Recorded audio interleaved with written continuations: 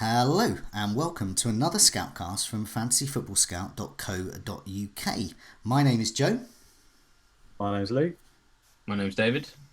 And I'm Adam. Welcome everyone, and welcome especially Adam, who is filling in for Az. Az is moving house, and obviously lots of things can happen when you move house, especially internet problems. So I'm not sure if he's even online at the moment, but so good luck, Az, with your house move, and welcome Adam. Now, for those that don't know Adam, he has appeared already on one of these videos, and in fact a couple of these videos with Breakfast Club, and also on Meet the Manager as well.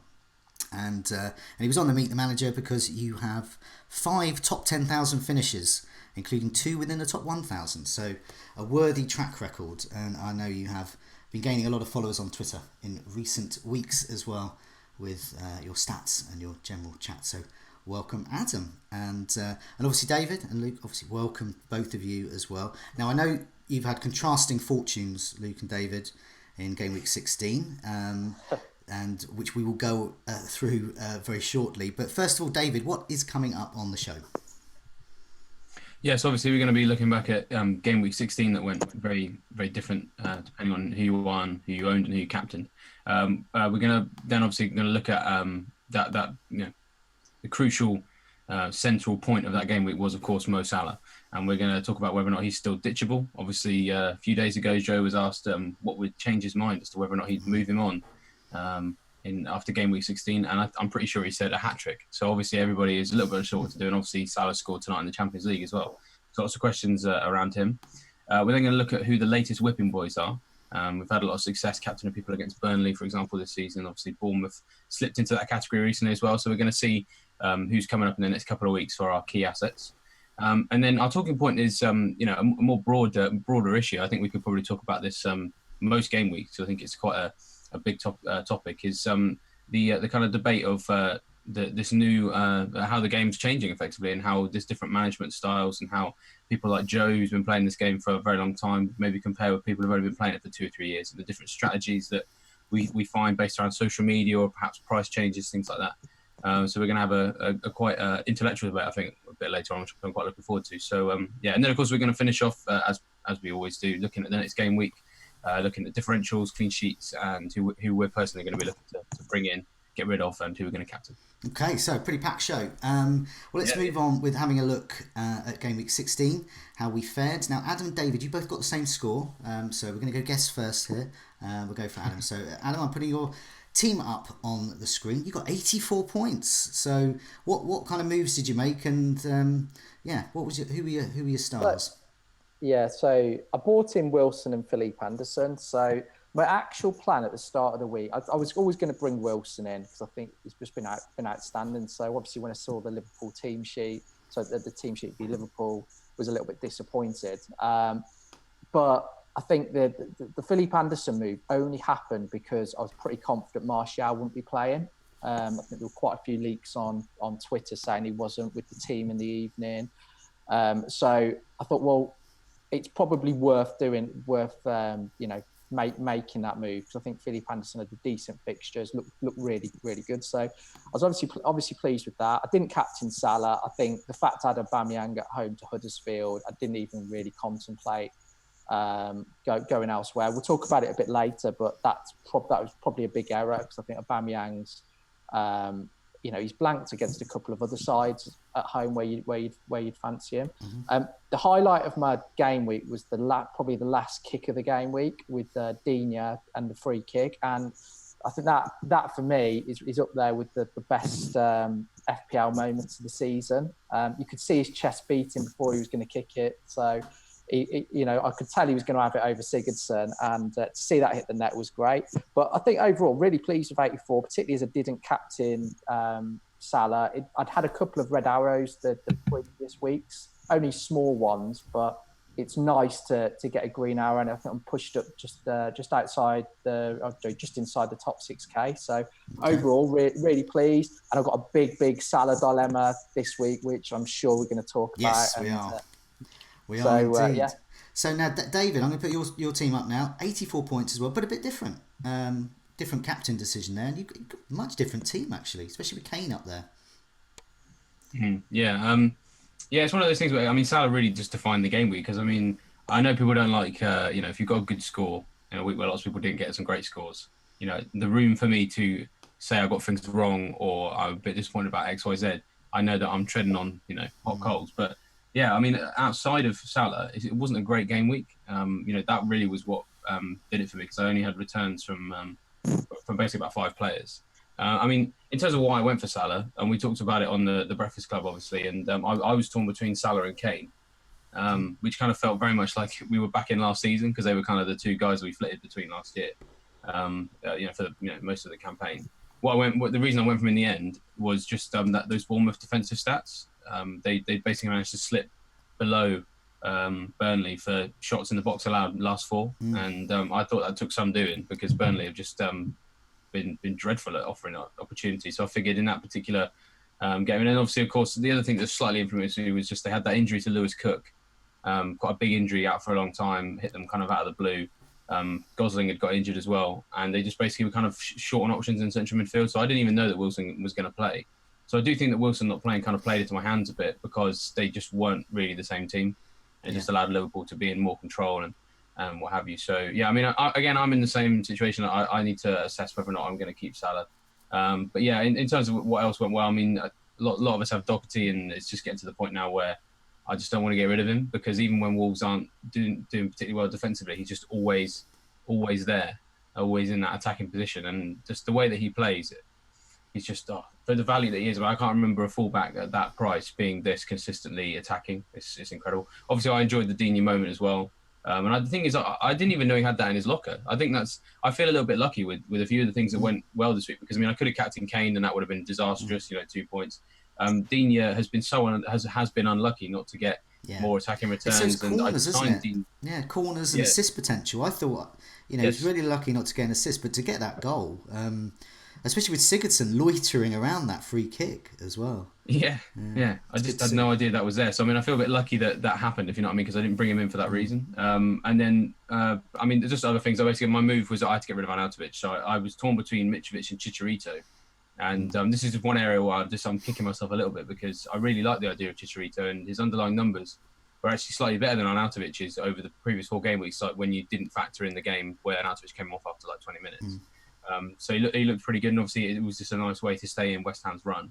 I went for Mitrovic, who weirdly got subbed at half time, so I'm a bit confused by that. But overall, I mean, I can't complain. 84 points, and in the last couple of weeks, I think I was 50k 2 game weeks ago, and now I'm 7k. I'm in the top 10k, and it's just that's it. When you get no idea where that's come from. When these fixtures come thick and fast, you get 3 fixtures in a week. It can all change. You can absolutely fly, or you can drop, and we've got a special rough with the smooth about some of those that dropped. I'll go to my team next, just behind both of you there. I got 78. I made the move for Arnautovic to Mitrovic 2. My entire front line scored 3 points between them, which was, they were very rotation hit, Kane and Jimenez. It's like binary when you look at it. Yeah, it is very binary, and they didn't start. And Mitrovic came off. I don't think that's a kind of, Mitrovic has been dropped. That was a very tactical switch in that having Mitrovic on his own up top and then just doing nothing behind him was clearly not a wise tactic, and so he changed it around and got more pace and creativity in midfield and got Kamara up there, and it seemed to work. I mean, arguably you could have done that with Mitrovic on the pitch, and maybe they could have even scored another one with him. But yeah, no, I mean, I'm not too worried about that. And Fulham's fixtures are good. Like both of you, the Everton game was incredibly tense for me. Not since the glory days of Sessegnon at Sunderland have I experienced an amazing late goal like that. I'm a Sigurdsson and Dina owner, and Sigurdsson missing the penalty was horrendous after Richarlison scored. And we're going to talk. Well, I'll talk a bit about Richarlison and Sigurdsson a bit later in the show when we talk about new players and the old guard. But yeah, Dina completely saved that and back into the top 50k, which I'm very pleased about after being outside the top 100k a couple of weeks ago. And yeah, very pleased with my defence. So now on to Luke. So not quite as good. You got looking through, you got 30, so you're 34 minus 4. So okay. Try not to laugh when he's there. Yeah, I mean, okay. You fire away. What happened? Are you putting it on the screen? You should know because your eyes will probably be bleeding if they're on there. It is. Well, they're bleeding sky blue, which says to me you've got a really good side over Christmas. But not so good. They're not bleeding Salah though. No, definitely not. Unfortunately, a game week rank of 5.3 million. There's only 5.9 million in the game, so I'm probably loads. Do you know what? There's actually only around about 3.5 million playing the game. The rest are now officially dead teams. So it's 2.2 corpses. Let me talk through it, okay? Because I've got a lot to say about this. Basically, I mean, if this was a boxing match, I was knocked out in round one. There's a 12:30 game. Salah and Robertson. Salah obviously goes crazy. Robertson, highly owned players, gets clean sheet and assist. So I'm basically knocked out in round one. I know it's going to be a devastatingly bad game week straight away. But no, they carried on pummeling me while I'm on the ground. It's just one thing after another, really. I mean, I blame Arnautovic, really, because I had Arnautovic and I had Hazard. I hang on to those two and I hang on to Hazard despite him dropping in price because I really thought he'd come good. But the problem was I didn't really fancy any of the cheaper strikers to switch Arnautovic to, which obviously injured, so I pretty much had to make that move. And it turns out that seemed to be a pretty good decision in the end because Wilson obviously didn't play. Mitrovic come off at half time. Jimenez was rested as well. They were about the only three I was looking at. So I thought, well, I'm going to go to Aubameyang. There's a massive, drive to get these Arsenal strikers, and I can see why with Arsenal's fixtures. So to do that, I kind of had to lose Hazard. And I said on the last Scoutcast, I was either going to go triple City attack and get David Silva, or I was going to get Anderson. So it turns out I obviously remove Hazard, who gets 2 assists. I don't go Anderson, who gets 11 points. I get David Silva, and he gets injured. I knew it wasn't, it was a long-term thing with Silva. I didn't expect him to get much versus Chelsea. But I expected City to score. They've scored in virtually every game. I thought they'd win, but I definitely thought they'd score at least one goal. And then to have David Luiz on my bench as first, he's sitting there with 15 points, which is half of my total team. And then, to be fair, I benched Alonso, so I can see that. Yeah, I did. I benched Alonso too. Yeah, I mean, I was getting some stick for benching him on Twitter about that. I was like, well, A, he's 5.5 million. Yeah. B, I mean, I can't be wrong in thinking City are going to score, right? And I'm basically saying, right, I'm banking on a Luiz goal, which is fair enough. He's had a few efforts of late. But to come in this game, was, I think, really bad luck there. And then obviously Pochettino decides to bring Kane on for 15 minutes just to make sure I don't get that Luiz. I was just waiting for that to happen.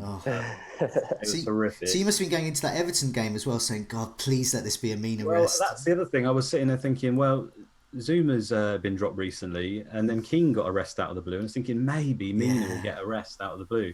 Obviously, I saw him in a team sheet. I thought, great, okay, just going to have to go with it. Then it turns out I find out he won the penalty for Sigurdsson, which he missed. So I didn't even get it. I told you that. Yeah, exactly. You knew it. To be fair, he was lucky not to be sent off, I think. It was. Yeah, well, I heard that as well. So I mean, I'll take that luck. I'll take his 0 points as a bonus.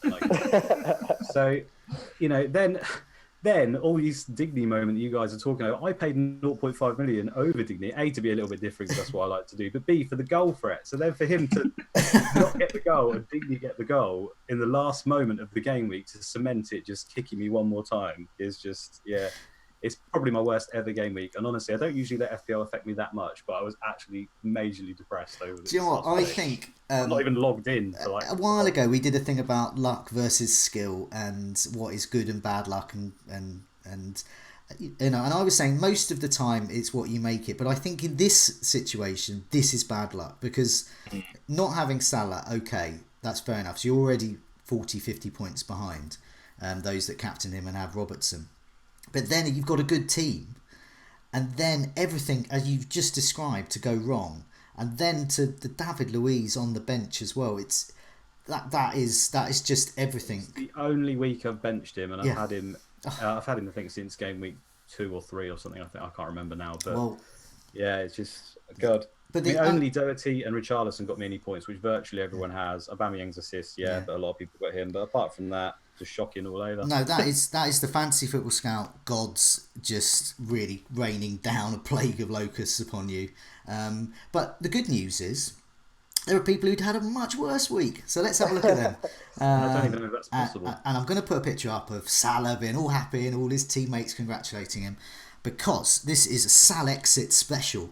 These are those that not only didn't have him, but many of them got rid of him just before he was playing the worst defence in the Premier League.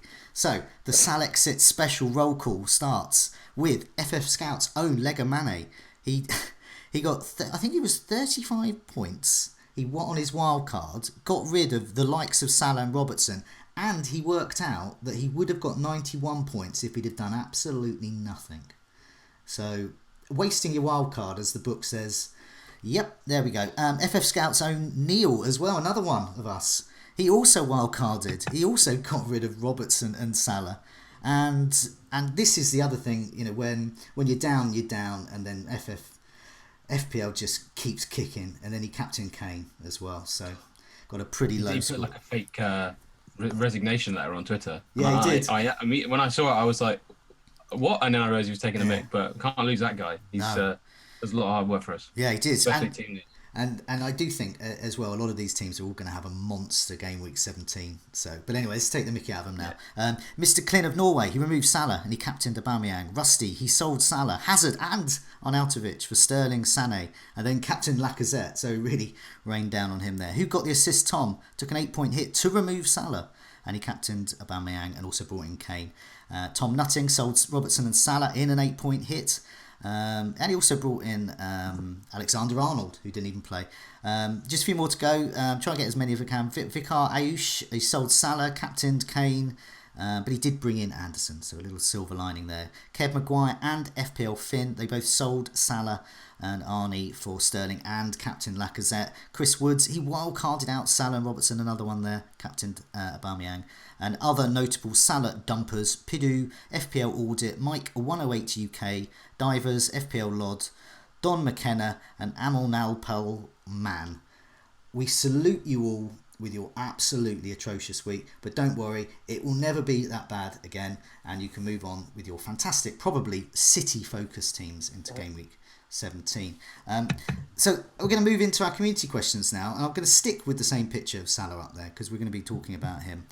So Adam, who's I've given it away already, but who is the player that the community are asking questions about? Wow, it's no surprise that it's Mo Salah. So we've had quite a few people ask about him. So Chris Woods, you just mentioned there, it's Salah, keep, hold, sell or buy. We've also had Daryl B, who I know from Twitter. So he said, in what order would you rate the big hitting premium players in terms of fixtures? Who are the best 3 to own? And I think that's probably sets up the conversation nicely because, in an ideal world, everyone would want Salah, but you've got to factor it in that probably out of the 5 the real big hitters, and we're not including Aguero in there, the likes of Kane, Sterling, Hazard, Aubameyang, and Salah. Which 3 would you own? Is Salah ditchable? Would you keep him? So we'll start with Luke on this one. What would I do with Salah at this point? Who do I get? Yeah, which of the 3 big hitters would you go with? Who's got the best fixtures maybe over the next 5 Christmas? Yeah, and what would you advise Salah owners to do? Because you obviously don't have Salah yourself. To be honest, if I've got Salah, I'm keeping him all day at the moment. I don't see any reason to fix what isn't broke. I know they've got some harder games coming up, and obviously you have to factor captain decision into your rationale for keeping him. Because for me, he's still, he comes paired with that armband almost to make him value. So I do think you need to consider that. But form is a thing, right? And at the moment, he just looks razor sharp. So I wouldn't be in any rush to move him. But again, it's going to come down to the individual. It comes down to your team. If there's certain players that you need. For example, I'm predominantly a fixtures guy. I kind of think you do need a Spurs player. Now, whether that's, I've gone for Kane. I do think Son is another option. But I would definitely be looking at one of the Spurs guys. I think Sterling's pretty much a season-long shout, so I'd really want him. And it becomes really difficult. Hazard's got the games as well. Honestly, I don't know which way to advise people there. I think it's kind of one of those ones where stick with what you've got to a certain extent. And Salah has really complicated it. For me, I'm not going to be going there for personal sort of reasons. I just didn't want Salah from the start. I wanted to make my own captain decisions every week. I think in the main, it's kind of worked out. There's been a few times that I've hurt. I think, was it Cardiff the other game? And this one obviously hurt quite badly. But apart from that, I've done okay. So, for me, Kane would be the one that I'd ideally want. Yeah. Cool. Okay. And over to you now, David. Yeah, it's Yeah, it's a tough one because I think I mean I'd love to keep him, and all the things that Luke's obviously said there. The form, it really makes you want to keep him because you play a guy, your captain scores a hat trick. It's not normally that you don't then normally sell him the week after. It's just not something that we normally do. So I mean it's a weird one because I said to myself at the start of the season I couldn't do Salah and Kane in the same team because it would make the rest of my team look really really awful. And right now I'm sat there with Salah and Kane, and I actually like my team. And it's really strange, even though I've got so much value tied up in those two players. At no point in the season, I will readily admit that Salah hasn't really lived up to his 13 million price tag. But at no point in the season have I really looked at my team and gone, I can't get in people, or I've never really felt like he's taken up too much space and therefore hindered what I've been able to do. I think obviously Sterling was a big pull for a lot of people, and a lot of people, I know a lot of people use Hazard, but some people use Salah to get there. I mean, I don't like to be too controversial, but I haven't really seen. This was something really silly. I haven't really seen enough from Sterling for me to want to just literally break everything to get him in right now. And that's mainly just to do with the fact that you can't always be 100% certain he's going to start. And also, I mean, his record against the big teams isn't great. So he does look great, but there's just reason. I think it was a case of at some point I'll get him in at a different point. Now could be the time, but I mean, still part of me thinks that with Sterling over Christmas is like the wrong time to have him because the chances of him playing every game are quite low. Whereas someone like Hazard, I think, has got a better chance. Someone like even Salah's got a better chance, and Kane, all of those guys seem a bit more nailed on for Christmas. I know we're going to perhaps maybe debate Kane a little bit more later in the show, perhaps about what we think he'll do over Christmas. But I just don't know whether or not. I mean, Salah is the Man City guy I've got, and I'm happy with him because he kind of doesn't have any competition for his place over Christmas, and he missed sort of part of the early season. So I feel like there's a chance that Guardiola will just use him as much as he can whilst Mendy's out.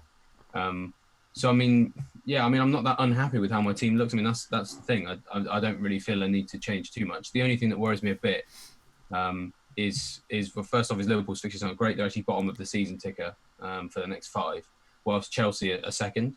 And I'm a little bit worried about Hazard. But if Salah can just keep his form going, I'd like to think he can probably match Hazard. So yeah, I'm a bit like Luke. I don't really know exactly how to advise people specifically because I think there's lots of moving parts, and I think a lot of these premium players are capable of doing well over Christmas. It's just maybe who you've already got elsewhere. So for example, like, I'm not really looking at Sterling because I've got Sané, for example, and then there'll probably be other people in a similar boat. Or if people don't want to get Kane, they might have Son already, so they're not thinking of getting Kane, that sort of thing. So it might just sort of depend on where you have cover, I guess. If there's a team that you're worried about that you don't have someone for. David, don't you think that they're largely going to match each other over these periods? It seems to me that they can't really separate them too much, and I think it really is going to come down to who you got to look at those captain days and who do you want as your captain. I think that's the best way to play that person. Yeah. I think nailing the captains is key. I think you've hit the nail on the head. When you look at Rate My Team and a lot of the predictors, there isn't a lot in it. No. So I think getting the double scores on the right days is absolutely key. Yeah, I mean that's the thing. I mean I think. Yeah, there's not many games I'd want to captain Salah, I will admit, over the next couple. I mean, so Man United at home doesn't have a particularly good record against. In fact, he's never actually scored against Man United in the Premier League or assisted. So scoring records aren't always everything, but I mean, I could see Mourinho turning up with a big old bus. And that's because Ashley Young put in a god performance against him. Yeah, Wolves away, Newcastle at home obviously looks very nice. But Arsenal at home, Man City away. I mean, like I said, the bottom of the season ticker. So I mean. And there's just a lot of red. There's only one blue fixture in the next 5. So yeah, I readily admit I wouldn't feel like I want to captain him. But there have been times early this season where I've not wanted to captain him, and I've kept him anyway. And it's a bit irrational because it's Salah, and I was always worried that what happened in Gameweek 16 could always happen. So I mean that's why it's a tricky subject. Is that while on paper, I mean we had it with Wilson, didn't we? I know it's a different prospect, it's a different price point, but loads of people looked at that run of fixtures and go, oh no, he won't do very well in that run. And he trolled them because actually kept on going. And there are certain people that are fixture proof, and Salah could be. So yeah, we'll see. Cool. And what are your thoughts then, Joe? So your thoughts on Salah, and then also the best 3 to earn based on fixtures over Christmas. Yeah. No, I mean, as David said when he earlier in the show, reminding us of what Mark was saying on the Breakfast Club. He said, "What does Salah have to do?" to keep him, because I was talking on that show saying I'm prepared to get rid of Salah because I'd looked at the fixtures, and I was thinking of ditching, and the hat-trick has turned my head, I must admit. One of the main reasons is my main concern with Salah is that he wasn't living up to his price tag. In fact, he was consistently good returns, but not great returns. He wasn't, and I didn't think he was capable of really, really punishing a side. And I even during the first half of the Bournemouth game, I thought, goal, fine. He won't get his bonus. He'll get me 7-8 points, and that'd be typical Salah. Maybe if I'm lucky, he'll get an assist, and I might eke out 10 points from him. But he showed me that he is still capable of greatness. So I look at my team, and I always look at my team in terms of where the weaknesses and where can I improve. And before that I was looking. I think Salah can be improved by Sterling. He could even be improved by me getting Hazard back, I think. But I think now there are other options in my team. So for me personally, it would involve Salah coming out for a hit, and I don't think that's worth doing. Also, I think his fixtures aren't too bad. Now I know Adam's got some kind of other ways of looking at the fixtures when he kind of responds to this as well, but. I'm not expecting much from Manchester United. He could nick a goal basically, but I'm really not expecting much. But then he could very well deliver quite well against Wolverhampton in Gameweek 18 and at home to Newcastle on Boxing Day after that. So, and the reason is because in recent game weeks, so excluding things like home form or whether they're against a particular opposition, I just think in recent game weeks, both Wolves and Newcastle have looked quite poor. So in fact, the Magpies are the third worst team in terms of conceding shots in the box over the last 6 game weeks, that is. Meanwhile, over the same time frame, Wolves have failed to keep a clean sheet and have shipped 10 goals. So they're both not great over that period, and that's 6 game weeks, and they've had a variety of teams in that as well. So as a result, I think, looking at that, I think Arsenal and Manchester City could be the time. So that's game week 2021. That could be the time I remove Salah. Because Arsenal's defence have actually tightened up in recent game weeks, and of course Manchester City's defence we know about. Liverpool obviously have got the better of City at times, but I just think congested festive time, it's perhaps the time to get rid of Salah there. So yeah, I mean, just a thing on Arsenal actually, since game week 11, Arsenal have earned a place amongst the best 5 defences in terms of conceding attempts in the penalty area. So I think they're getting better there. Yeah, it's a big improvement, isn't it? It's a massive improvement, I think, there. So I don't look at Arsenal now as anyone can score against them. You know, they can. I'd be interested to know if that coincided with Torreira starting to play more regularly. Well, I think it's going to Torreira. They've gone three at the back over that time, haven't they? As well. Yeah, last week was introduced late, but as soon as he's been playing, so this has really helped them as well. So I now see that as a tough fixture. I see the City game as a tough fixture. So looking in terms of the players you want. So in terms of who has got overall the best fixtures from game week 17 through to 21, I'm only really interested in the festive fixtures there. So I think Arsenal up there. I think Aubameyang would be, if I was wildcarding now, I think Aubameyang would be in there with Southampton away, Burnley at home and Brighton away. And then the Liverpool clash is a tough one, and then they've got Fulham at home. So there's 4 out of 5 brilliant fixtures there. I think Hazard as well, with Brighton away, Leicester at home, Watford, Crystal Palace and Southampton. It's all 5 really great fixtures there. So I think those 2 there. And I also... so this is tricky. I actually want 4, really, but we know we can't have 4. So it would be between... It's a tough choice, really, between Kane and Sterling. And I know they're in different positions. But I personally wouldn't put... If I didn't own Salah, I wouldn't get him in now. So I don't know what that says about what I should be doing this game week. I don't think Salah has the best fixtures across the 5.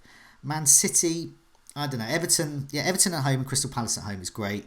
And Leicester away, Southampton away, great. And then Liverpool at home, not so great.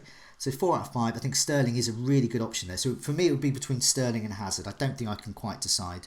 I think Aubameyang and I think Kane or Son. But definitely, I think for me, Kane. I'm a Kane kind of guy. Not a Son kind of guy. And so Joe, are you saying then that out of the 5 main premiums that a lot of people have been talking about, if you were wild carding, Salah wouldn't be in? No, you put him at the bottom of the pile. Is that fair? Because it's the same rationale that the wild carders that we've documented in Rough with the Rough. Yeah. They've looked at the fixtures as well, and they've said no, Salah isn't the best option. There are better options. There's Sterling and Hazard are probably, I would say, are better options in the midfield. And I think actually Kane and Aubameyang would be advisable. I've seen lots of teams with Kane, Aubameyang, and maybe Success, and then going a bit heavier in midfield. I think that could work as well. So yeah, I wouldn't have done it when they did it, because as David said, we did a couple of videos last week looking at some of these stats with the captaincy. I was talking to Neil as well with the team news as well, and the conclusion was that Bournemouth's defence was absolutely rubbish, and they were there for the taking, and Salah was going to get something out of them. So I wouldn't have ditched them. But now, so if anyone's listening and watching wildcarding now, I probably wouldn't put Salah in there. So yeah. Okay. Yeah, I think you made an interesting point about, in terms of, it's different whether or not you own him or you don't right now in terms of what you do, because just because you wouldn't sign him if you didn't have him doesn't mean you should sell him while you do, if that makes sense. Because I mean, transfers are precious, and obviously in the question time, the answer you gave earlier on this evening, Joe, about how the decision-making process when you make your transfers, you have to be really confident. It's not just about who you're signing, it's who you're getting rid of. Who you're ditching, Yeah, exactly. You know, at the end of the day, if you've got transfers are precious. We've sort of said that loads of times. Everybody said that over the years. You know, if you're confident that Salah will at least get something in the next couple of games, and I mean, I'm certainly looking at Boxing Day, the Newcastle game. I really, that looks really nice compared to some of the other fixtures. You know, if you've got you know, a guy that you're confident can still get some points, it does take more to convince you to move him on. So I look at the next three with Salah, and I think if you look at the 5 overall, Salah's the worst out of all of those premium assets. But if you look at the next 3, I actually think Salah's got 2 good fixtures out of 3. That's what I mean. You've only got limited swaps. So for me, if I had him, I would not be in any rush to get rid of him. I think sometimes we overcomplicate things because we get into we're obviously really into our fantasy, but form's a thing, and he's looked really good. And I would personally, if I had him, be in no rush to get rid of him. You're right. I suppose my take on it. So there's quite a lot to go through. So firstly, on Salah. The one thing that I would say massively in his favour, when you're watching the Bournemouth game, and I've just watched the Napoli game, his confidence is back. Those last 2 goals against Bournemouth, the first was offside, but the last 2 were, you know, particularly the last one, you know, he's going round players, etc. He just looks so confident, and you can't factor that into any stat or anything. So I think that is a huge factor. He's looked really good again tonight as well. He looked very, very dangerous. And I think Salah on that form is an exciting proposition. I think the whole challenge you've got with it is that the fact that you're trying to fit probably 3 premium players, and there's 5 or 6 really, really good options. So it's trying to pick the best ones. I think captaincy is a huge thing. When would you captain him? Because if you've got a £13 million player, you're going to want to captain him at least 1 or 2 of those game weeks. So I think that is very, very much team dependent. I think a couple of things to really think about. So a lot of people will see the 21-point haul and panic and start trying to bring him in. So players so Aguero got a 20-point haul earlier in the season. He got 2 points against Wolves the next game. You got Hazard got a 20-point haul. He got 3 points the next game.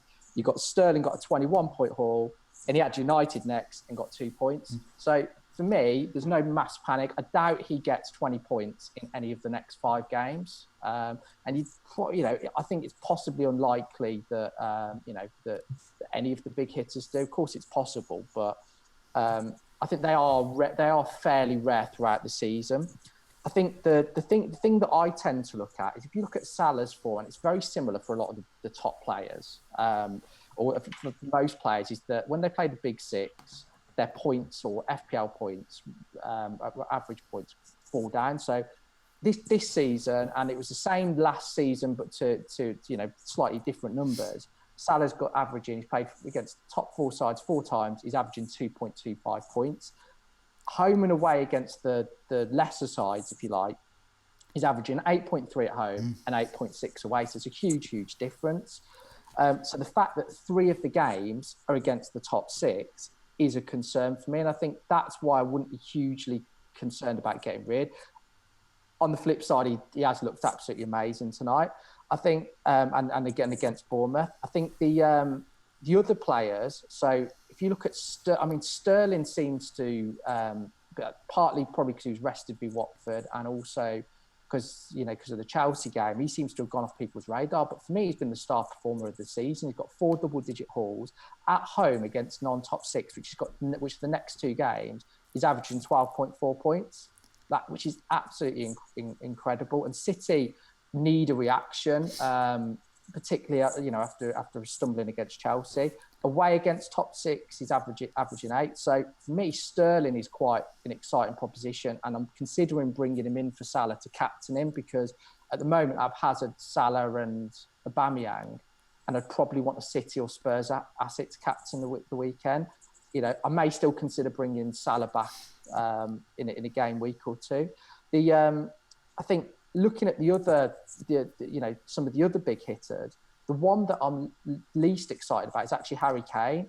I actually think he's a different player this season. Everyone can see it on the eye test. The numbers back that up. You take out penalties, yes, they do count, but he's only scored 6 open play goals in 16 games this season. That is not Harry Kane of old. He's playing deeper.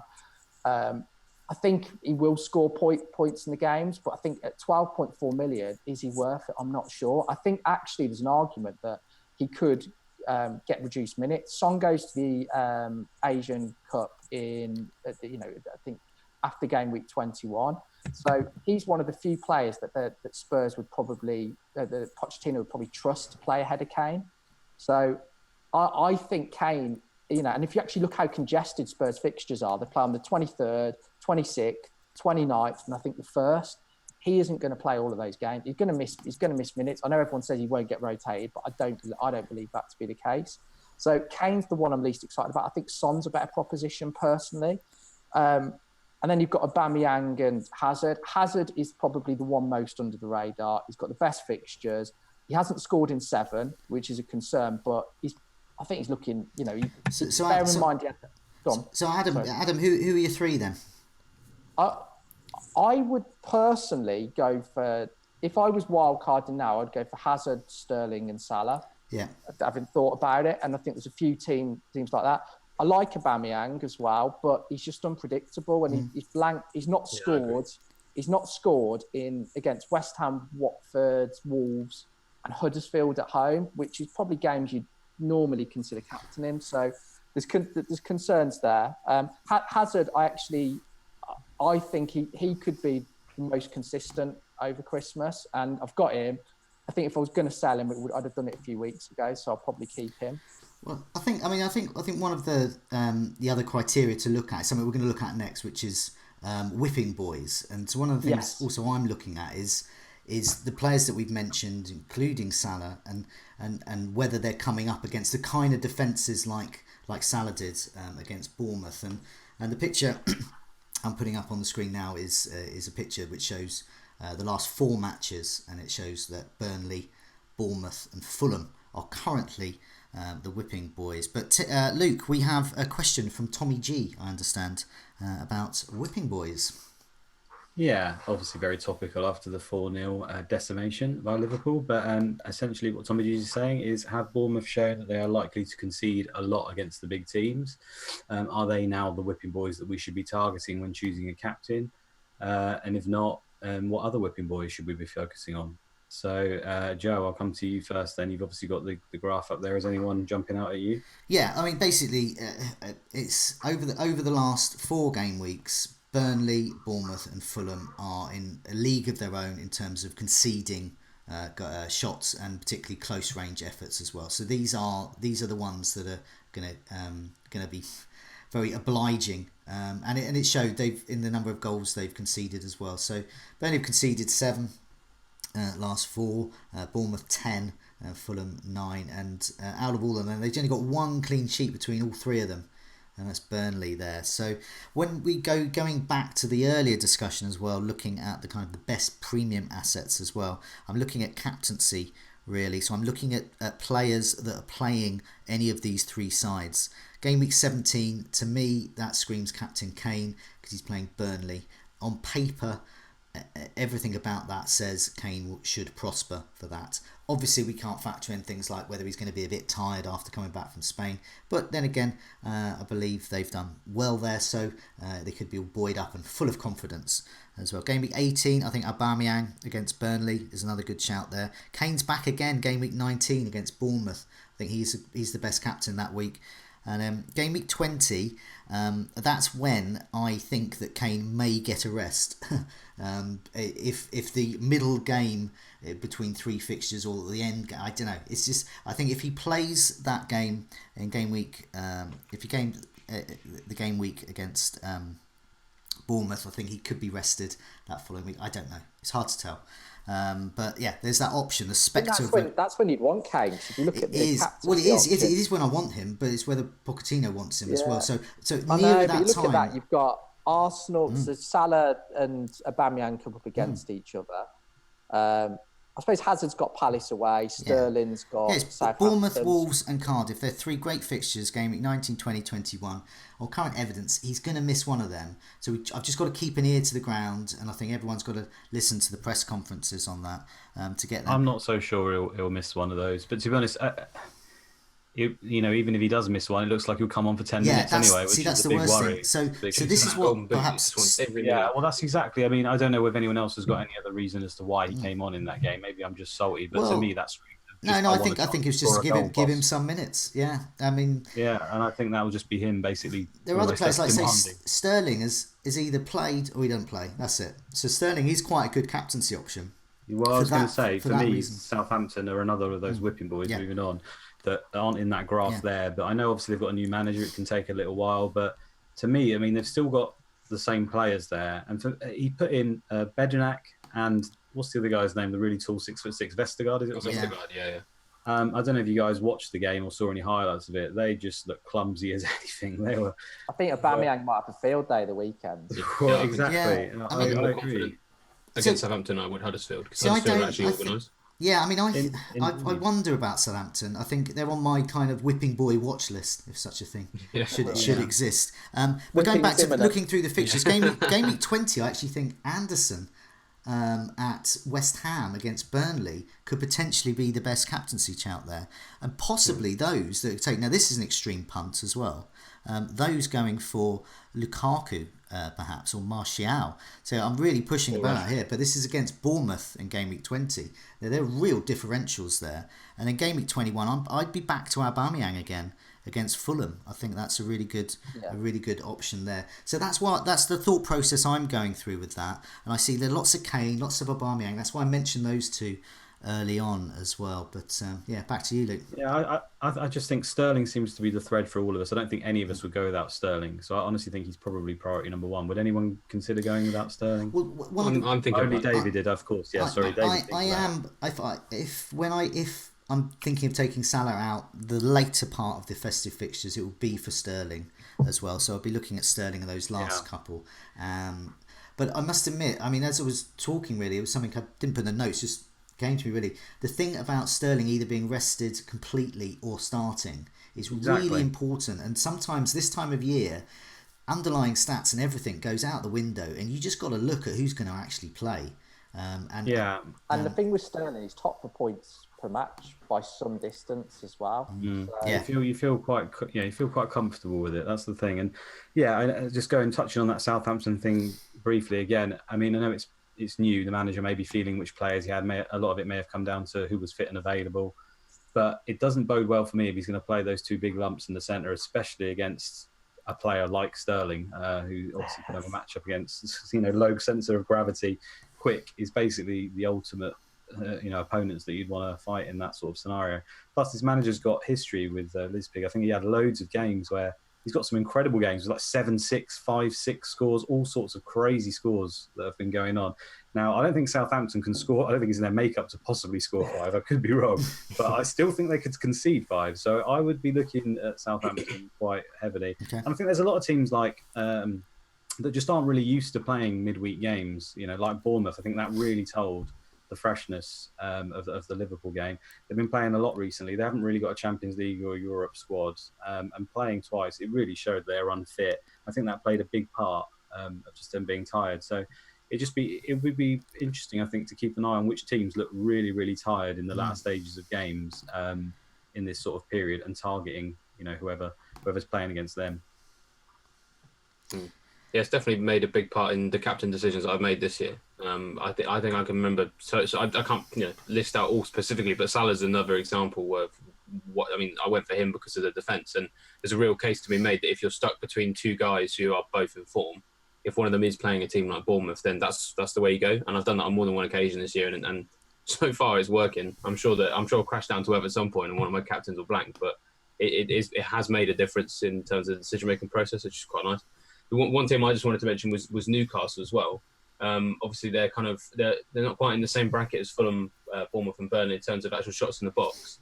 I mean, they're not doing great. I mean, they're still, it's 37, so it's not fantastic. But interestingly, I mean, I don't know how many people will sort of go by the opinion of Opta of what counts as a big chance, but they've conceded more chances that are considered to be big chances by Opta in that particular period.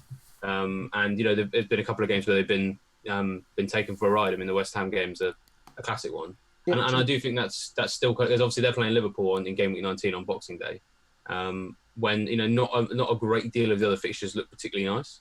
So just sort of harking a little bit back to Salah a little bit on that particular day. We'll probably have a fairly decent idea of who's going to play once we get to game week 18 based on who played in that. But that particular fixture is one I would definitely look at, because Newcastle, I think, have the potential to be in that similar place, because they've had a few defensive shortages and injuries and what have you, and so I think Newcastle got to be considered in it as well. Just on that, David, if you look at Newcastle, their away defensive form is actually pretty good in comparison to the home. The home is dreadful. Yeah, they're far better away side than home. They've kept 3 clean sheets away. I think they conceded 7 in 7. They've been to the Etihad. The expected goals are nowhere near as high as they are at home, and it's very rare that Rafa Benitez sides get absolute shoo-ins. They don't tend to. So I think particularly away from home, they'll set up and they might do the odd counter attack, but they don't concede many. And so I think potentially it's not as good a fixture as it potentially looks. So, perhaps not. I mean, I think but it's at home. You're right. They're really poor, and I think that's probably they're trying to play a more attacking style because they kind of have exactly. So I'll definitely admit that. I just think an early goal if they do get an early goal in that game, because the thing about Christmas fixtures is that clean sheets tend to kind of go out the window. So much of keeping a clean sheet is down to organisation and effectively stamina, not only physically but mentally as well. And then that feels like, you can think of so many Boxing Day games in the past where just the goals fly in. It's almost a bit like Game Week 38. By that point, Game Week 38, no one really cares anymore. Game Week 20, Game Week 19, sorry, they still care, but they're just shattered. So I don't know. It's interesting to see what happens, because you made a good point. They are quite good away from home. I was going to ask you, Adam, as well, because obviously for me, Burnley, Bournemouth, and Fulham are the whipping boys at the moment. I'm looking at targeting them. For Luke, Southampton should be added into that mix as well. David is looking at Newcastle as well. Are there any other teams there who you consider to be whipping boys? And do you indeed think that Burnley, Bournemouth, and Fulham are the whipping boys? Do you know what? I think there's probably no other team that I would add that is obvious. The thing that I would say is that I think the gulf between the top, I was going to say top 6, probably don't even want to include United in there, but the top sides and the rest is fairly big. And I think that in any day, so you obviously got Man City and Everton the weekend. I wouldn't be surprised if Man City won that, 3 or 4. So I think the gulf in class is huge with those top sides. I think my only worry would be over the festive period. To take that Newcastle game is that Liverpool, for example, have they really want to go. They obviously really want to go for the title. After that Newcastle game, they've got Arsenal and Manchester City. And one thing that I think that Klopp's done really well this year is he's conserved the energy of the players. They don't. There was a figure that went around about pressing stats for across Europe, and Liverpool didn't even feature in the top 20. So I think for me, I think they'll see out games, and I think like the Newcastle game, I could see it being a comfortable 2-0, and taking off Salah and Mane early to save the legs. And I think we'll possibly see that in because of the games are coming thick and fast. It's great looking at the whipping boys, and in theory it should happen. But I do think that you will see teams try and see out games comfortably, or bring on fringe players, and try and manage the squad, because 5 games in, I don't know how many days, less than 15, 16 days for what, and particularly for teams like Spurs where it's really, really intense. I think they'll just try and get through the fixtures and try and do it as pragmatically and comfortably as possible, rather than absolutely going for the jugular. There's no way Liverpool are going to beat Man City on goal difference. So they've got to go for points, and I think they look so good, they look so solid that they're capable of getting a 2-0. And that's not to say they won't put 3s or 4s past teams occasionally, but I actually don't think there'll be as many whippings as...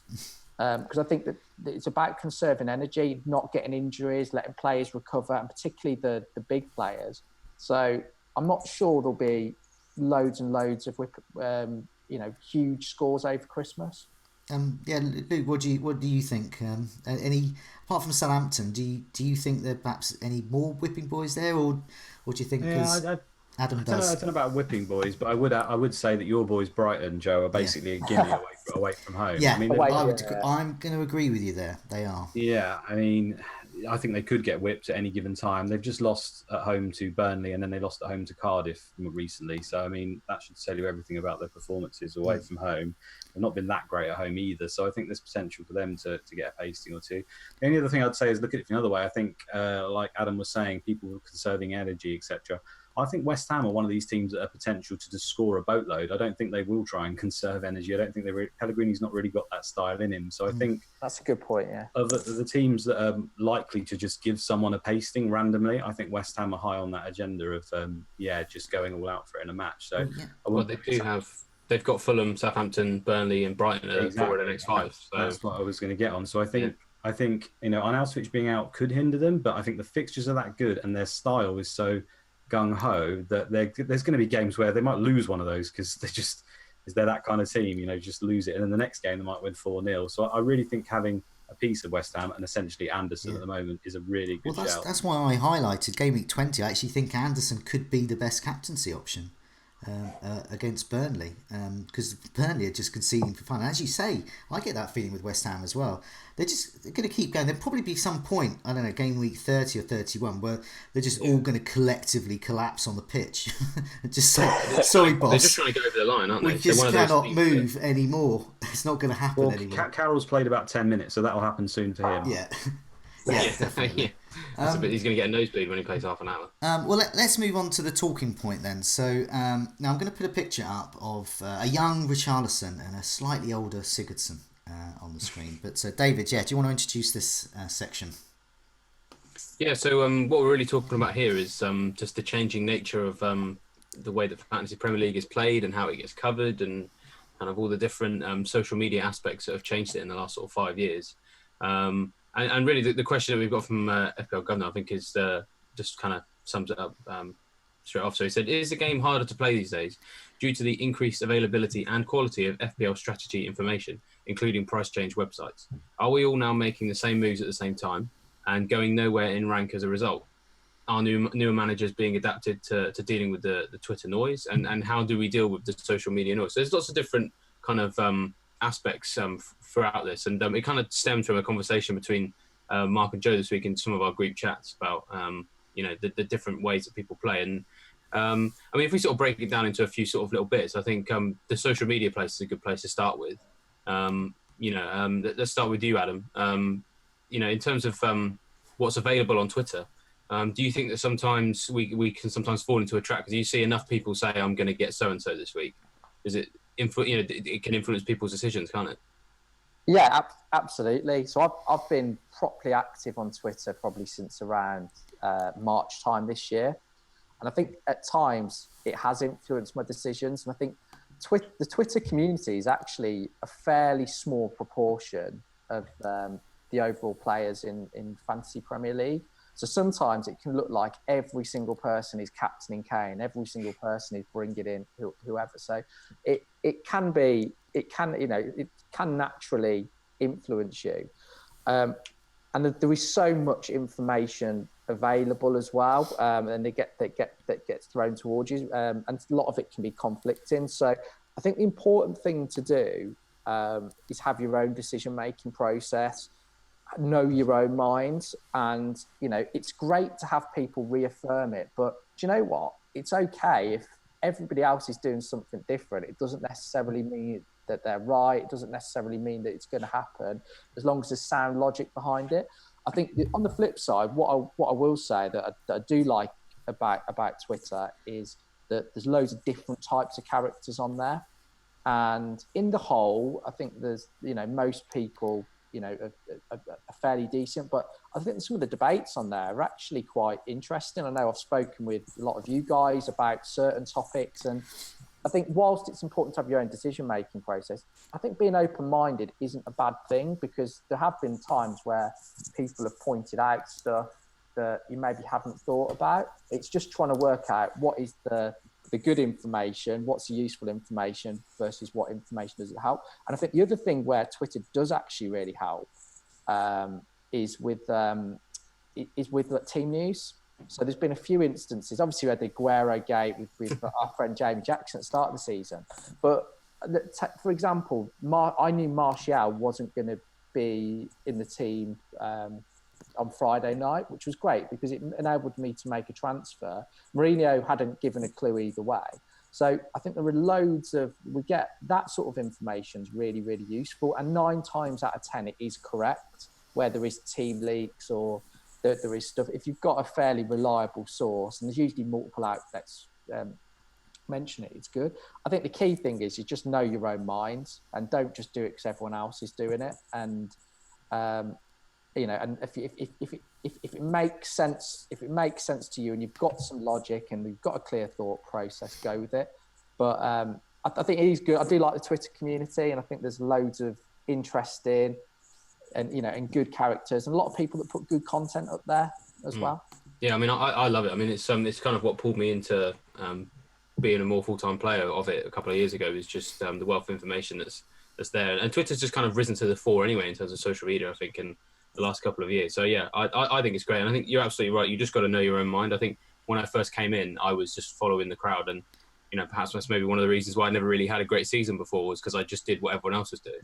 But I mean, I want to ask this sort of question to you, Joe, as well, because I think obviously you've been playing this at the level you have for a very long time, and you've been able to see that change. Yeah. On that particular issue about sort of team news as well. I mean, is it more helpful? I guess. Do you feel more informed as a fantasy manager now than you did, say, 5 years ago? No. One of the reasons I don't is because the Fantasy Football Scout community has been on top of this for years, and so Twitter takes that to a slightly wider audience there. Same with social media, but there's always been in the nose there. I remember we had a poster. Just trying to remember it now. He knew Jamie Vardy's wife, and Jamie Vardy had broken his arm, and everyone was this was when Leicester were really flying high. Everyone was expecting Vardy to not play, and he was saying no, he's just broken arm or not, he's going to make. And indeed, he did play, and he did score. He did very well, as he did most games that season. That was 2 or 3 seasons ago, and that was just an in the know there. Obviously, you get those people on Twitter as well, but it kind of doesn't matter where they are, as long as you're following the right place, like Fantasy Football Scouts Forum and Twitter, and getting to know that as well. But another thing, really, one of this reasons I went for this chat really was because one of the things I started to notice really was that you've got much young. I say younger. It's not necessarily their age, but they're managers. They've been doing this for about 2 or 3 seasons, or maybe this is their first season. And there's old veterans like me, and then they're coming along telling me what I should be doing and all this kind of stuff. And I'm there going, what are you, young whippersnapper? What are you playing at? But the thing is, sometimes they're right. And that is why it is good, this proliferation of information, because it does bring new views in it. You've got more people questioning your views. It can get a bit much, and people just questioning people and so-called experts for the sake of it. But an example I've got here, so it's a recent conversation with a Twitter follower, Ali Al Ansari. He says, why Sigurdsson over Richarlison, he says to me, after I got Sigurdsson in and ignored Richarlison. I'm just wondering why experienced players like yourself are shying away from Richarlison. Humble brag coming up. I've had him since Gameweek 1, other than suspension, and he's returning close to 6 points a game. I thought by now everyone would have him. And I'm looking at that and thinking, who is this young lad coming up here? The thing is, though, he was right. You know who I am. Yeah, he was right. So he was, coming out to the game. Last couple of seasons, Richarlison's done very well. He's had good underlying stats last couple of seasons. Sigurdsson wasn't so great last season. I've been playing this for, 10 years or so. Sigurdsson's a legend. He's an absolute legend in seasons past. When he was with Swansea, unbelievable. So I look at Sigurdsson and Richarlison, and I'm homing in using my oldie veteran mind, looking at Sigurdsson.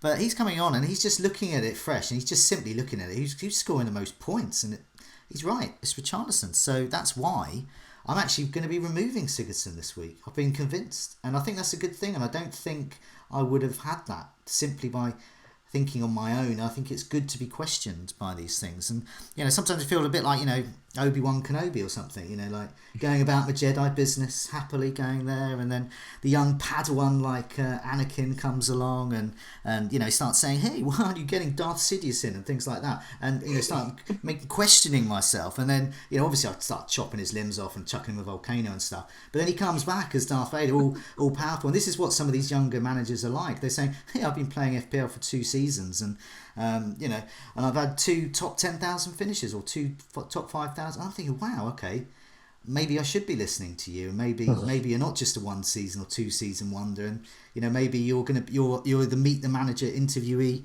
of the future. So obviously, I'm not going to compare Ali Al Ansar to Darth Vader. So I'll compare him more to a Luke Skywalker. I was really enjoying the analogy, but hopefully he doesn't feel too. No, I'm going to compare him to a Luke Skywalker. So he's on the good side, and he's come in and he's given me some sageful advice. I do think, Joe, just on the point you mentioned, I think sometimes having less experience can be a good thing of FPL, because the more experienced managers, and I've definitely been guilty of this over probably the last couple of seasons, can overthink things too much and spend loads of time, and we've properly got the bug. Whereas if I think back to my first couple of seasons, I just really kept it simple, went with the obvious thing, and I think it could be a bit of that, but you're definitely right to keep your mind open and listen to all views. And if someone's got a good point, I think you take it on board. Just because someone's only had 2 seasons worth of history doesn't mean that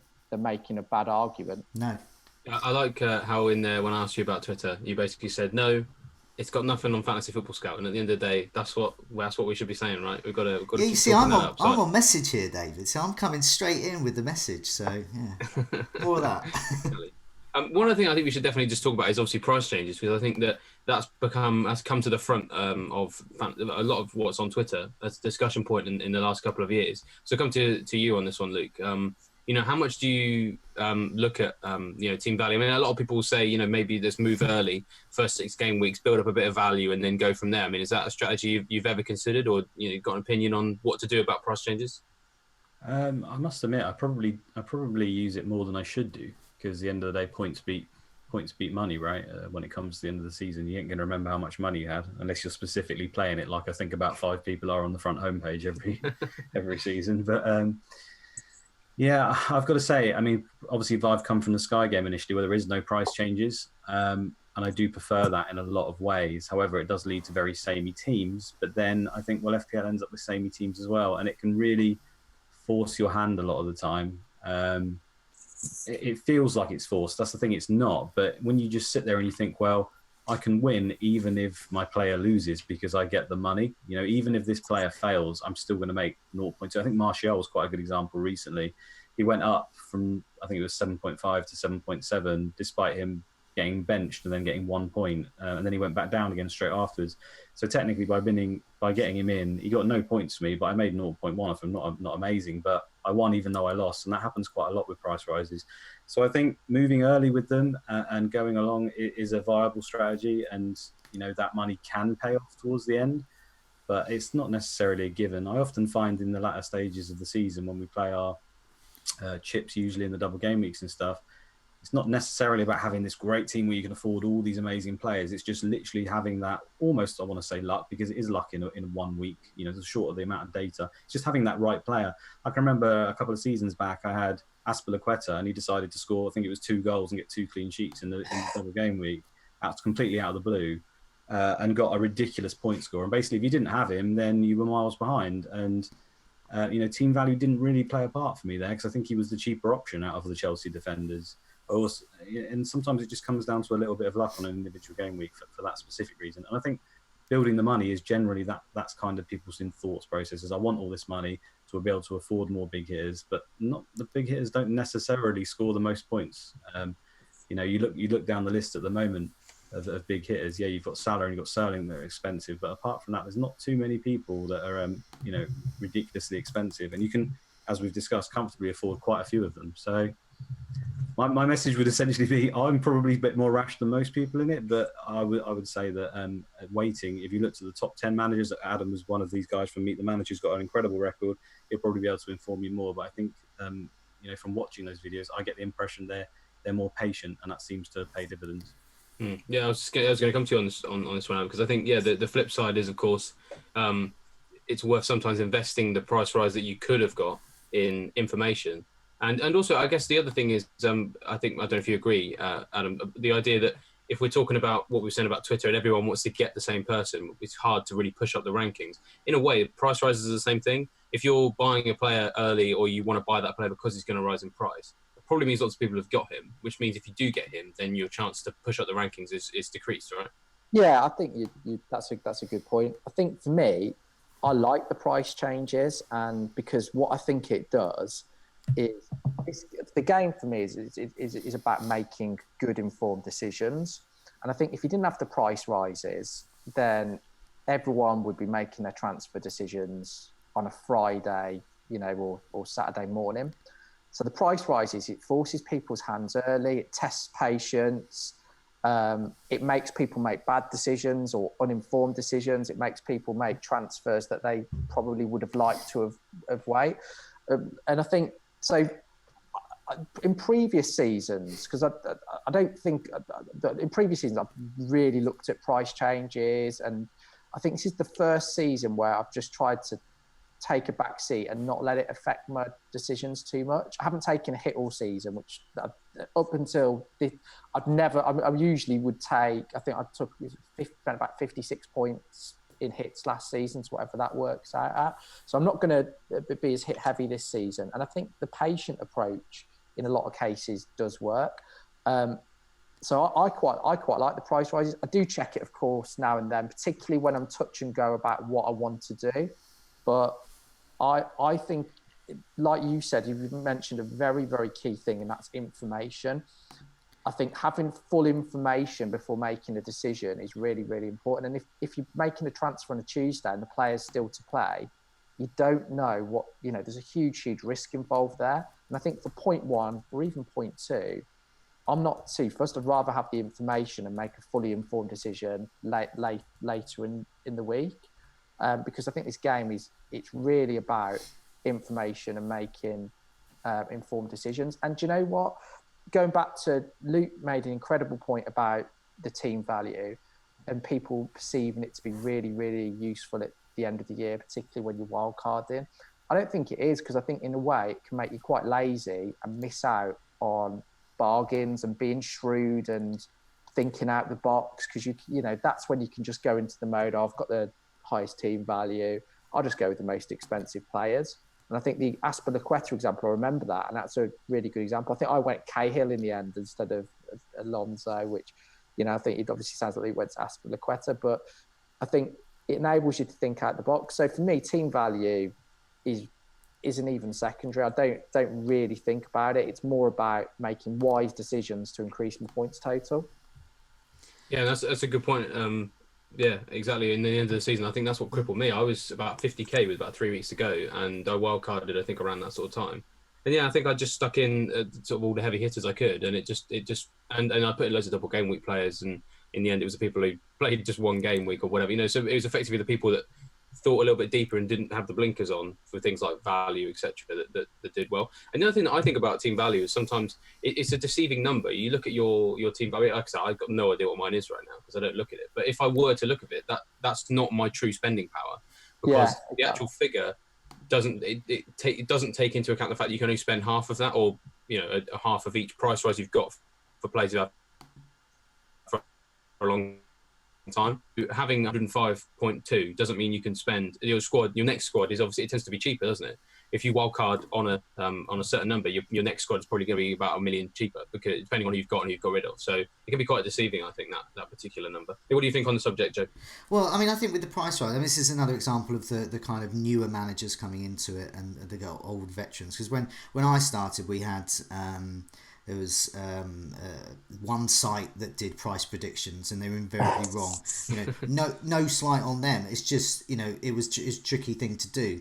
Now that the boys have been in the lab, and there's all sorts of sites doing it, and 99% of the time they're right, they're bang on. So people, they're widely publicised on social media, Fantasy Football Scout. People can see them and they're homing in on them, and they're making their moves because they know that player is going to go up or a player is going to go down that night. So that's another thing that I think some of the younger managers do. When we were talking, I was talking with Mark about this. He was saying, I still make the early moves. So he makes the early moves like a youngster would as well. So he's still bucking the trend. Ever youthful, isn't it, Mark? Ever youthful. But for me, I always think it comes back to that point that Adam raised about information being key. So there's a couple of examples, and it's the same kind of spot in my team. It's the second striker spot, really. So I really wanted Arnautovic. I was looking at those fixtures coming up. This is when he obviously wasn't injured as well, and I looked at Mitrovic's poor form and got rid of him. And I made that move quite early. I think it was a Monday or a Tuesday. And then on the Wednesday or Thursday, Ranieri, the manager was sacked. Ranieri came in, started going on about how brilliant Mitrovic was. And then I started to think, and Arnautovic then, his next fixture wasn't so good, I seem to remember. I was kind of getting him in. Man City, wasn't it, I think? Yeah, I was getting him in kind of slightly early as a long-term move. Now, if I'd have waited, I don't know what I would have done, but I definitely would have had second thoughts about keeping Mitrovic with Ranieri there as well, and maybe look to make another move. And as it transpired, with hindsight, Arnautovic got injured, which you can't quite predict, or maybe you can with him. But so I think, on the whole, I think I may have done better if I'd have waited. And same role really. So Arnautovic was injured. Who should I replace him with? All week I was thinking, Wilson, Chicharito, Mitrovic back again. I'm really unsure, and a really busy week. It was during festive, so we had lots to do on Fantasy Football Scout, and very busy, and didn't really look at it. And Wilson would have been the one I was doing. He was the one going up in price. Arnautovic went down in price. I missed all those price rises. Other people went for them. They were cheering, in the streets. Ticker tape parade. Woohoo! Look at me making 0.1. And as it turned out, obviously Wilson was injured. But it was more when I looked, I had the time to look into it, and I posted it up on social media as well, and we talked about it on the Breakfast Club. It was the comparison tool from Fantasy Football Scout on Mitrovic and Wilson, and Mitrovic was streets ahead. He was absolutely, his underlying stats were great. Yeah, I know he got hauled off at half-time against Manchester United, but I think, Mitrovic is the better option, I think. Time will tell, but I was aided by that information really, and I do see it all the time. I see managers, cheering their price rises, and it's absolutely meaningless unless that player scores your points, and they may well do, they may not, but don't go cheering a price rise. It's absolutely crazy. Yay, 0.3 up. I've seen it. You see it all the time, and like 4 up, 1 down, and 4 up, 1 down. Who cares? Unless I just think that maybe I was just going to say, I think maybe the ideal approach, and obviously it's harder to do than to say, is if you are maybe ignoring, because I think that the reason why I'm having a better season than usual this year is I'm spending so much time with the stats. I've literally spent all day in the members area. I'm finding people a little bit before I normally would because I'm looking at the data, and then as a result of them doing well, I'm getting the price rises as a byproduct. And I think that's the ideal situation, isn't it? Is that you get the price rises from having the best players rather than going for someone because they're going to go up in price. I think that's maybe what it comes down to. Yeah. I think the one point I'd just add where I think it can put you in a position of weakness when you've got a lot of value tied up in a player and you think you should sell them, but you don't want to lose the 0.5 or whatever you've built up. So I think a few people had it maybe with Mane at the start of the season where he shot up in price and people were reluctant to sell him because they'd built up team value. And so I think equally that can hamper your decisions. But personally, I think, I would let them go because the chances are that they'll fall in price anyway. The difference isn't as big as it is currently. Okay, well let's move on to game week 17. Put the fixtures up here. We're going to have a look at our usual differentials and clean sheets. Now, as usually does this bit, so I'll take over. But massive thanks as always to FPL Fairy, who has been busy compiling how we did the previous weeks as well. So we'll go for differentials first. Game week 16 was a very good week for us, I would say. Apart from Andy, who had Lingard, didn't do well. Az chose Chicharito, I chose Rondon, and Luke Klasinic. We all got points from there, so well done us. On to game week 17, and Adam, you replaced Az, and Az was first, so you are now first. Okay, well hopefully I'll do Az proud. I'm going for Diogo Jota. So I've watched Wolves' last two games. He was a bit of a darling at the start of the season. But everybody had him in the teams. He didn't perform, but he's starting to show his promise now. He's got one of our favourite whipping boys, Bournemouth, coming up. Good. So I think him coming up against the likes of Steve Cook, I'd fancy him to do well. He's got 2 goals and an assist in his last 2 matches, 19 points, 2 big chances. So I think his movement's quite good. And I think he'll play. So I fancy him and Wolves to do well. Yeah. Okay. Yeah. No. I think that's a really good point. As soon as you said that, I thought, yeah, you've been looking at latest form. Luke, you're next. Yeah. I've gone for Chicharito just off the back of what I was saying before. Really, I really fancy West Ham at the moment for goals. I think they scored 3 goals in their last 3 games. So 3 goals in all of the last 3 games. And they're against Fulham, who their defence to me, it doesn't matter if Ranieri's there, to be honest. I just don't think the defenders are good enough. I mean, maybe he can get them just by his sheer management skills and morale, but at the moment, it's not looking too hot for me back there. So Chicharito bang on form, potential even penalties maybe if Noble comes off or anything, because obviously Arnautovic isn't around. So I think he's a good option, especially for this week and moving forward. Yeah, no, it's good. And with a lot of these players, with Jota, I thought, yeah, okay, there he is down there. But Chicharito, you actually think it's probably owned by more people now, but he's not. He really is still a great differential. Yeah, 4.6, I think. So I'm going for, after a few successes in a row, I'm taking a real risk on this one because I don't even know if he's going to start. I hope he does. I've gone for Schürrle. So I'm looking at West Ham, looking at Fulham's fixtures improving. Those that aren't interesting, Mitrovic. Schürrle did really well at the beginning of the season, and he plays a West Ham side that is scoring for fun, but they're also conceding for fun. They've conceded 10 in their last 6, and they've kept 1 clean sheet over that time. So I think they're going to concede. I think Fulham are going to score. And Schürrle, meanwhile, has scored 5 times this season, and early in the campaign, as I said, he was really good in the underlying stats. He was really up there competing with the top players in terms of shots there, and I think his game time will increase again. Just 1 start in 3, though. I believe he was injured for some of that, though. But yeah, no, I think Schürrle's a good bet. And David, who are you going for? Yeah, so I would have loved to have gone for Chicharito. Obviously, he's been part of my plans anyway. I between him and Mitrovic for my actual transfer anyway.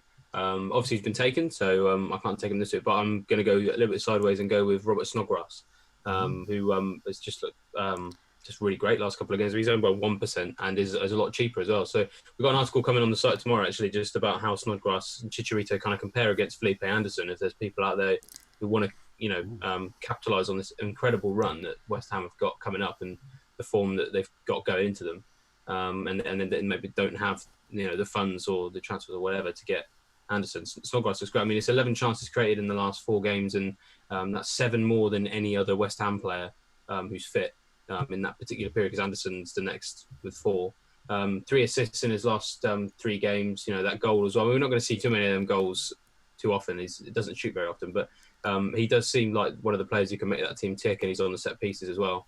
And West Ham just incredible form. I mean, as Luke's just mentioned, how many goals they've scored. It's the first time since the 80s that they've won 3 games in a row by scoring 3 goals in each one. Ooh. So yeah, it's as far as West Ham teams go, it's one of the best in a long time.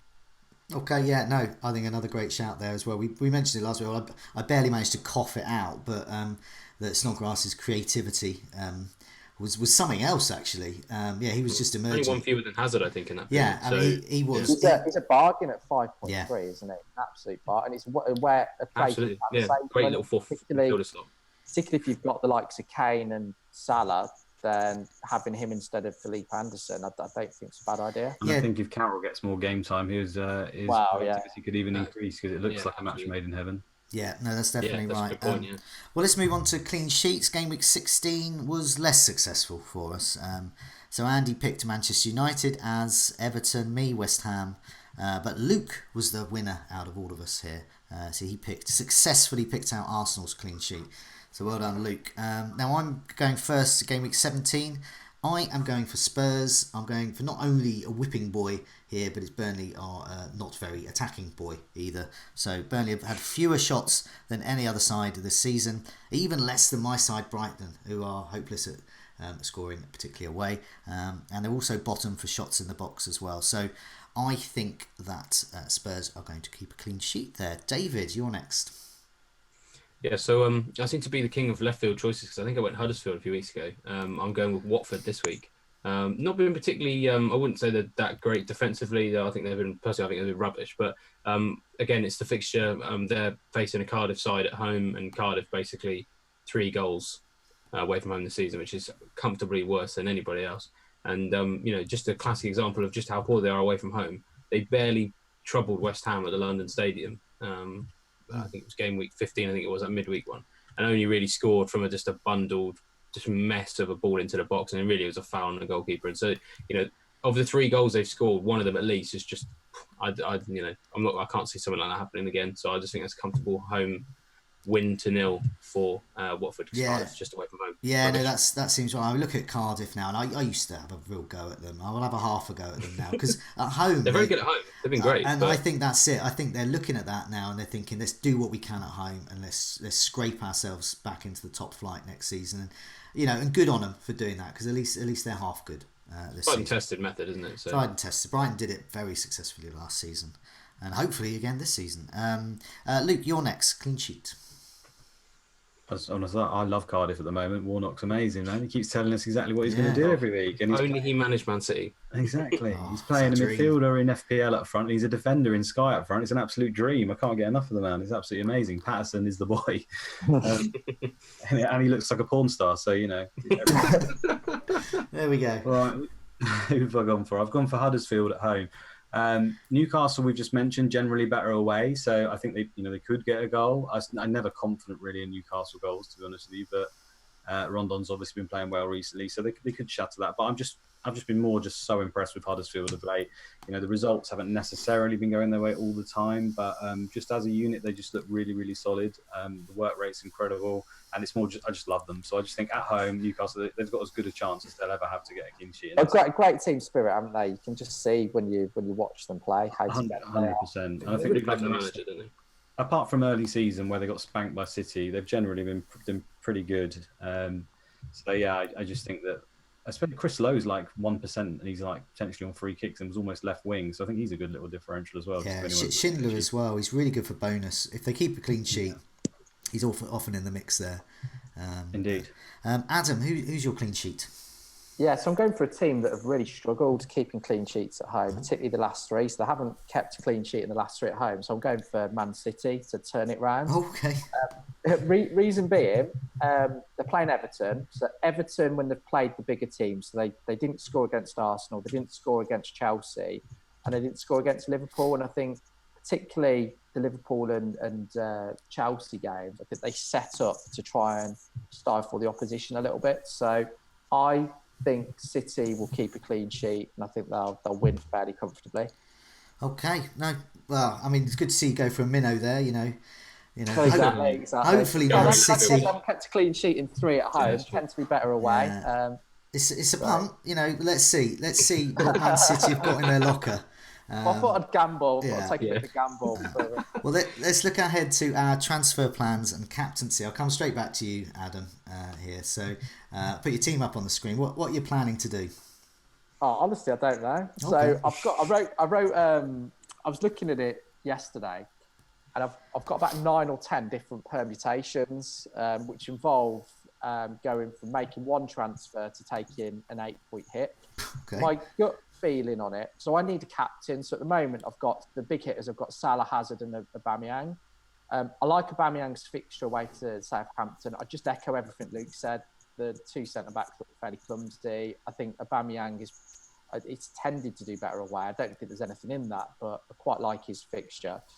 Hazard, I'm definitely not going to get rid of, but I don't think Brighton away is a tough one. I won't captain him for that. And then Salah at home to United, I expect Mourinho to bring the biggest double-decker bus he can find. So I think for those reasons, I'm just really, really struggling for a captain. And the 2 teams that I think most people will look at this week are City and Spurs. So what I'm tempted to do at the moment, I can't look past Raheem Sterling. I think he's just been exceptional at home against non-top 6 teams, 12 points a match. So what I'm probably going to do is bring Sterling in for Salah, because I prefer Sterling against Everton to Salah against United. I may still bring Salah back for the Wolves game. I wouldn't rule that out completely, because he's like I said, the last couple of games he's looked brilliant. I've also contemplated bringing Son into the team, but the only 2 players that I would really be able to get rid of to bring Son in is either Philippe Anderson or Richarlison.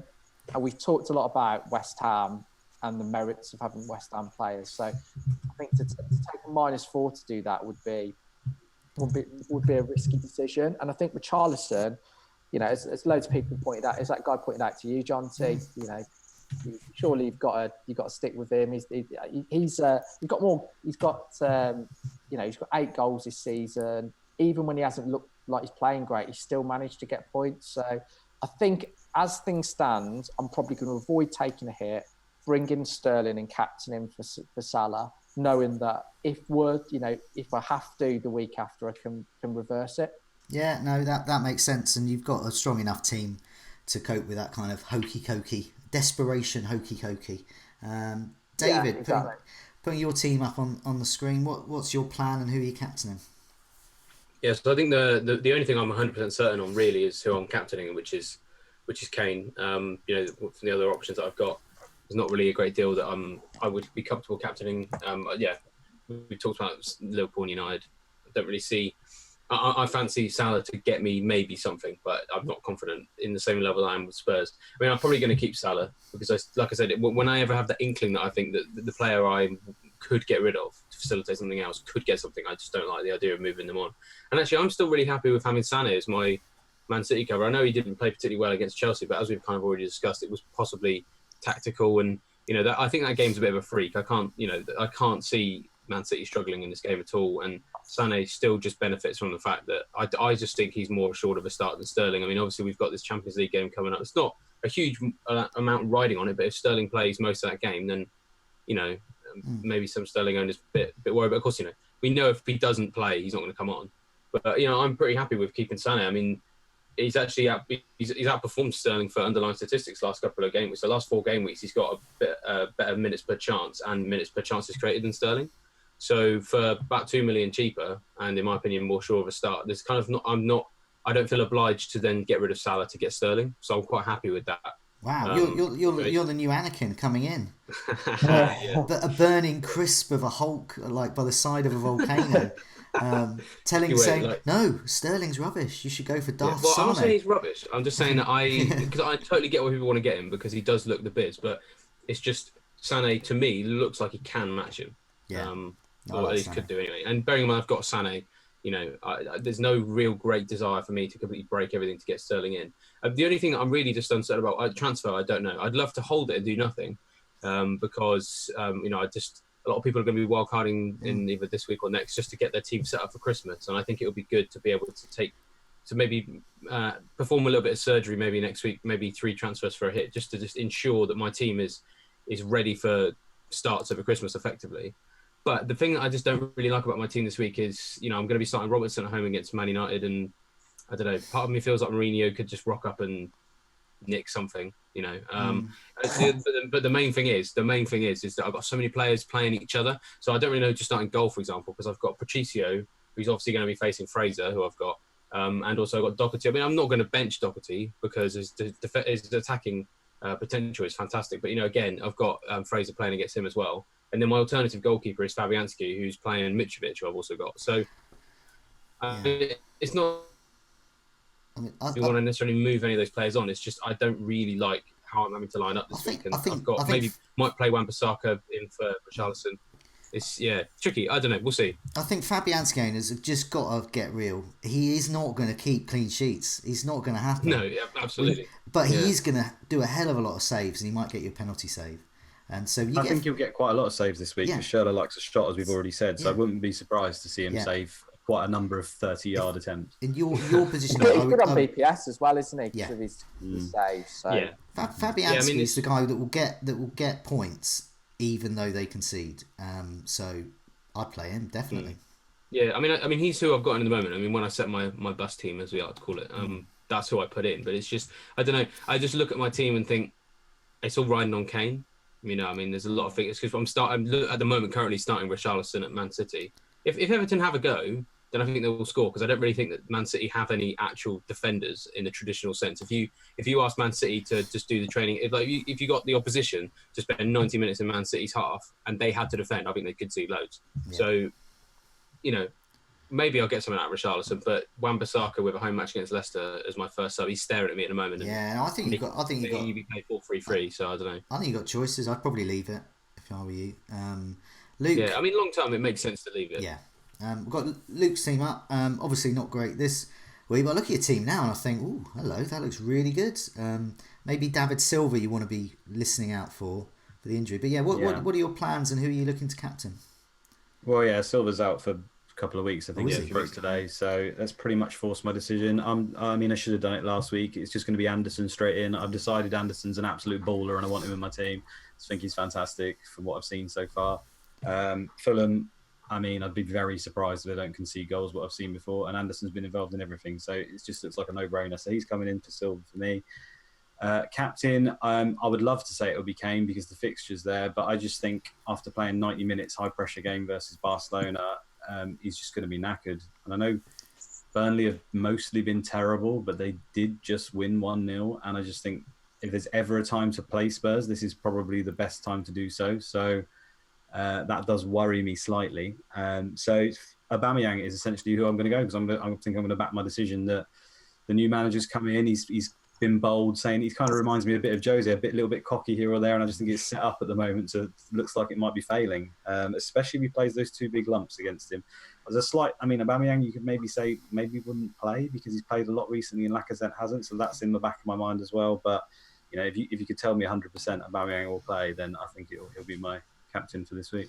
Yeah, no, that is. I think that's it was a decision that people had last week as well for Aubameyang and Kane. If you own both, which do you go for? Because on paper they were both good.